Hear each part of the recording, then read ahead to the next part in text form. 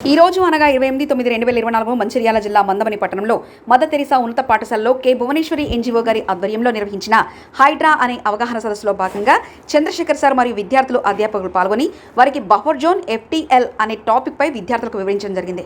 దానిలో భాగంగా విద్యార్థులకు చివరిలో క్విజ్ పోటీలు నిర్వహించడం జరిగింది. అందులో మొదటి బహుమతిగా సిహెచ్ తోని 9వ తరగతి మరియు ద్వితీయ బహుమతి ఏ హర్షిత 9వ తరగతి వారికి బహుమతులు అందించడం జరిగింది.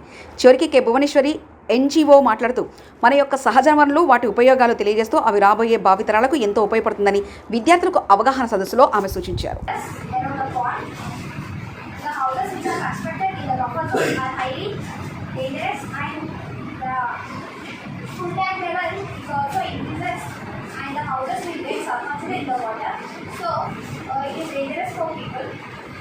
So this Hydra project is a very good initiated by our Honorable Chief Minister Revanth Reddy Garu to protect disasters, to protect the people from disasters and protecting water or ponds or lakes for the future generations.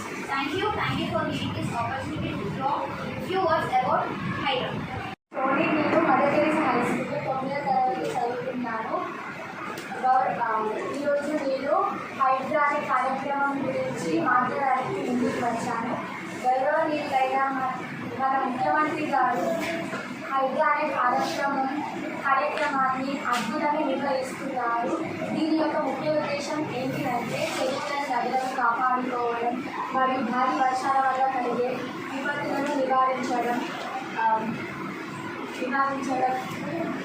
ఈ హైడ్రా అంటే చెరువుల చుట్టూ లేదా నదుల చుట్టూ ఉన్న భూమిని ఆక్రమించుకొని గృహాలు లేదా ఇతర అవసరాలకు